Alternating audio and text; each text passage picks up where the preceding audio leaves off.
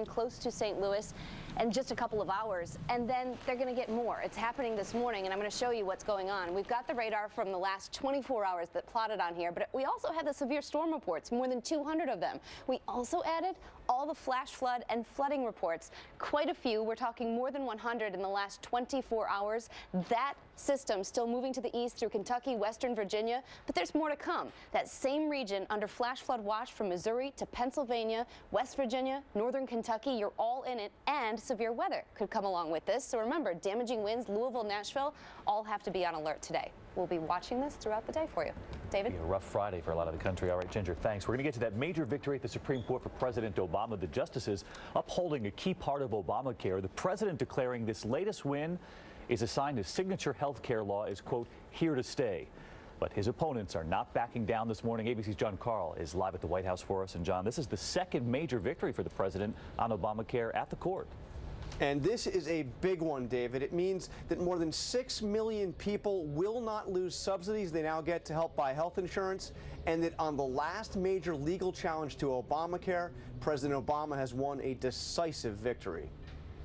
ACA is here to stay. At the Supreme Court, Obamacare supporters were jubilant about the court's decision.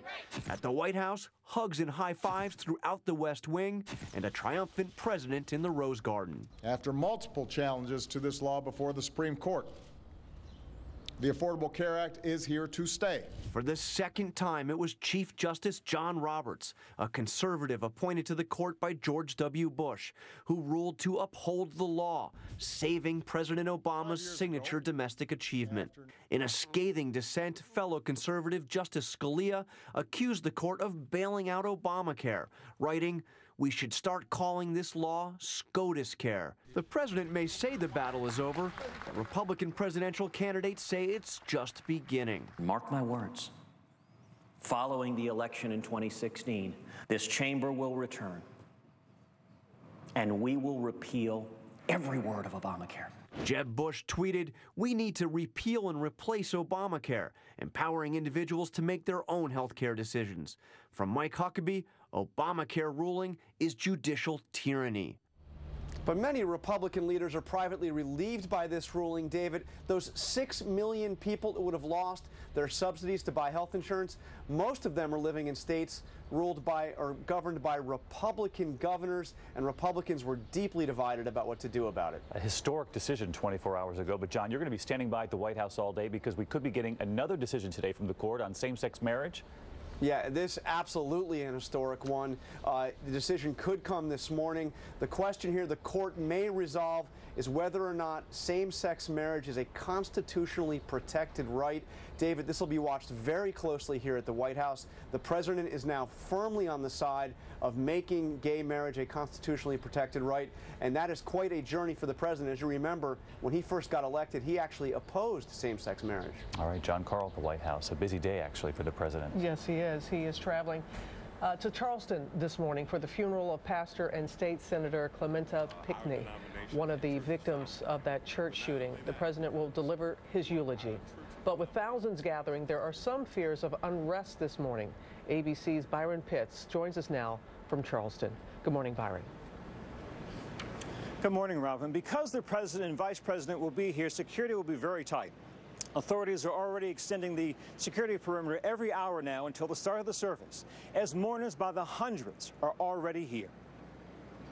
This morning, President Obama traveling to Charleston, South Carolina, to deliver the eulogy at the funeral for Reverend Clementa Pinckney, one of 9 people gunned down during Bible study in the Emmanuel AME church shooting.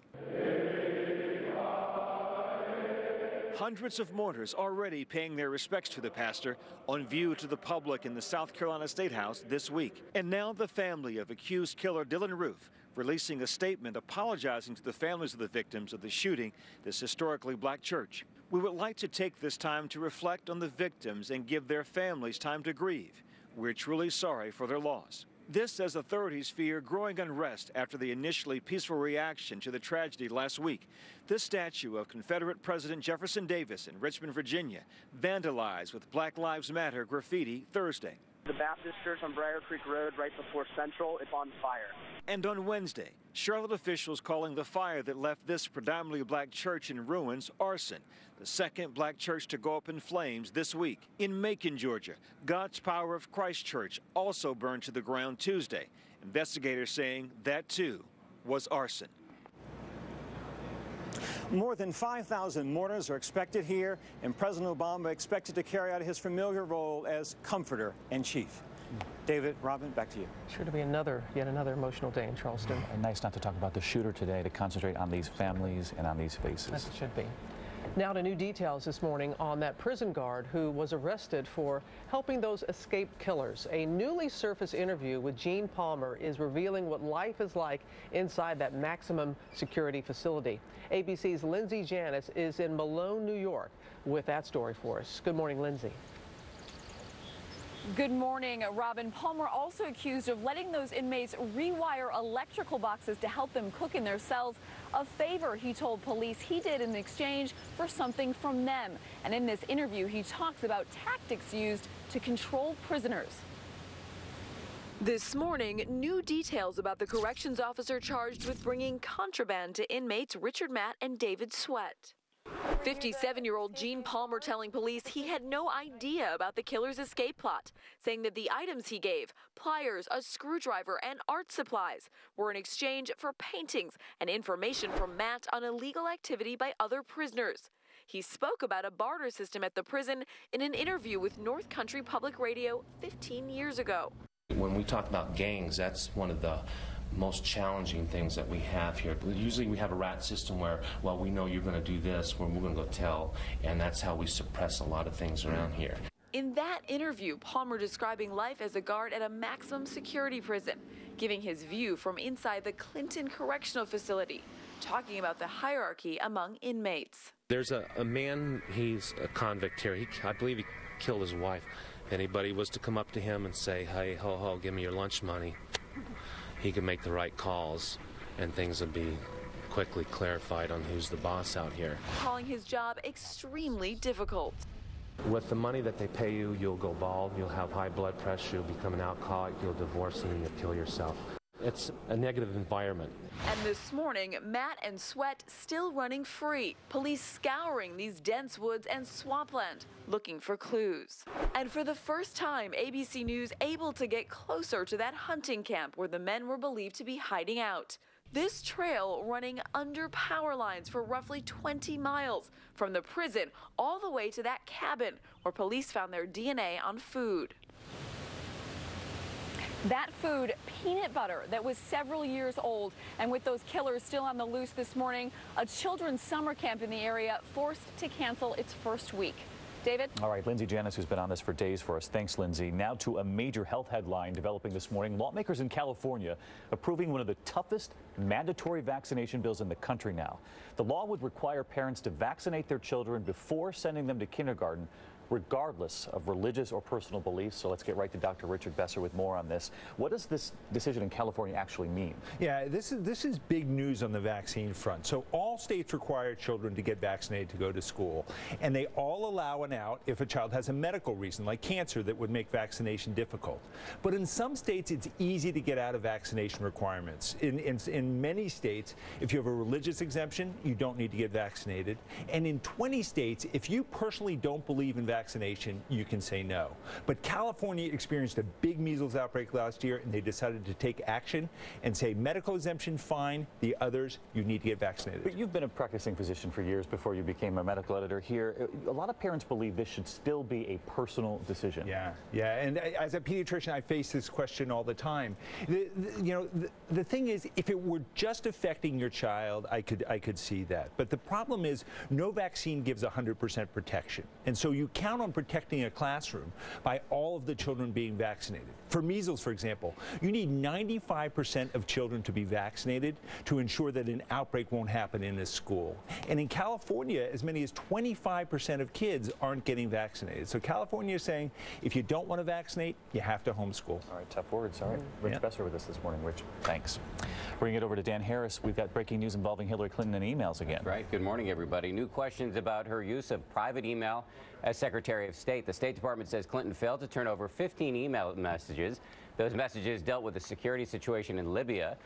The Republican lawmaker who's heading an investigation into the attack in Benghazi called the omission significant and troubling. A Clinton spokesman says she turned over all of her emails.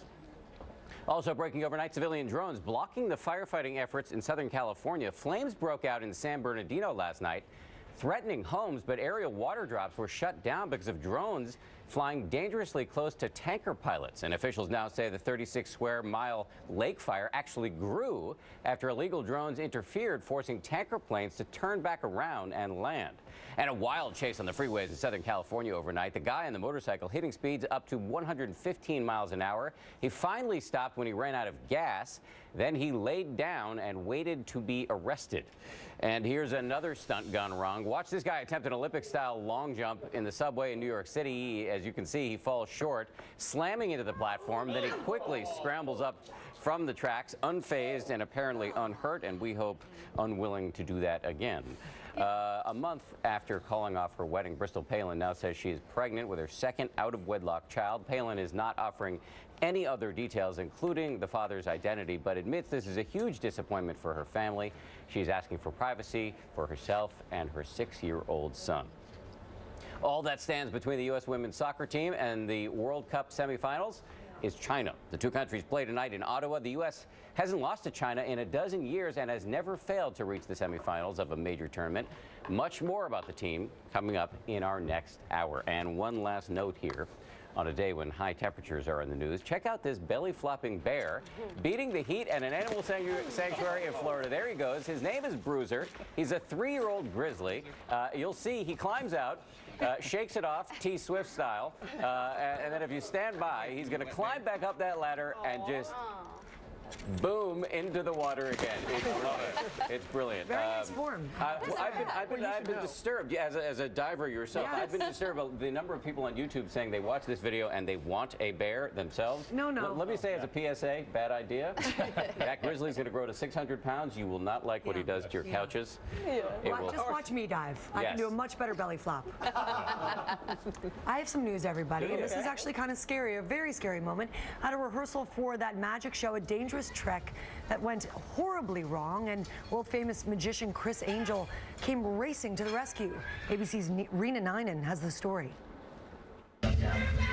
This is the terrifying moment an escape artist trapped inside a tank full of water, suspended 30 feet in the air, unable to breathe or get out, as others frantically try to free him. One of those horrified onlookers, world-famous magician Chris Angel, jumping onto the tank to help pry it open as the tank is lowered onto the stage. The illusionist trapped inside is Spencer Horseman, rehearsing a stunt Wednesday for Las Vegas magic show Supernaturalist, when something goes horribly wrong. Hey, there's every signal, there's this. Horseman, who shot to fame on America's Got Talent, can be seen face down and motionless inside the locked tank filled with water. This is like life or death. Chris Angel, one of the richest magicians in the world, leaping into action, pulling off this daring rescue that was no trick at all. Horseman lucky to be alive and well this morning after this horrifying ordeal. But the show must go on, opening later tonight, only a few days off schedule. For Good Morning America, Rena Ninan, ABC News, New York. Believe he's going to be okay. Glad that Chris knew something was not okay. And jumped into action quickly. Thank you, Lara. Oh, out west, it's scorching out there. Not only has it been super hot, we're talking for more than a week in a lot of places like Las Vegas, but this is Las Vegas, and you can see the smoke filling the air from the California wildfires. Let's take that full just so you can get an idea. That's a time lapse that shows you how quickly that smoke fills the air. Air quality alert has been in effect. It looks like it was lifted for today, but my goodness, it is not going to be any cooler. Excessive heat warning stays for Las Vegas, and look how far the heat advisories go north to Montana, all the way into Washington State, Seattle, and Portland, both in there. Let's get the hot cities now, brought to you by Coppertone Sunscreen. When I'm out in the hot sun, I know how to hydrate on the inside. But what about my skin? Coppertone Sport Sunscreen puts a breathable layer on your skin to help keep it hydrated by holding in natural moisture while providing protection from harmful UV rays. Game on. Coppertone Sport. Aren't you Kristen Press? That's me. Great to see you about the soccer field. What's that sunscreen? It's Coppertone Clearly Sheer. Lightweight, breathable protection. Your skin looks amazing, not greasy. Try it. Heads up. Show off. I heard that. Coppertone Clearly Sheer. And good morning, Washington forecaster Dave Zarin here. Hang on to that umbrella this weekend. Last night's rain now off the coast, but more rain gathering in the Ohio Valley. And we have a flash flood watch as a result of that starting late tonight into Saturday. Last night, a quick half-inch of rain at Reagan National Airport. That torrential rain tomorrow, 1 to 3 inches possible out there. High temperature today about 84 degrees under mostly cloudy skies. And then for tomorrow, 76 with that flood watch. And then by the time we get to Sunday, better. Much more ahead this, have we said it, Friday morning? We made it. Yes. Univision dropping Trump's Miss USA pageant over comments he made about immigrants. Now that Donald is firing back this morning. And the Saved by the Bell star now learning his fate. Dustin Diamond facing months behind bars after that stabbing incident. Plus, the big experiment everyone is talking about. Would you let a child let a stranger in? A big parenting alert this morning. You'll want to pay close attention to this. Use your ears. The Wall Street Journal raves.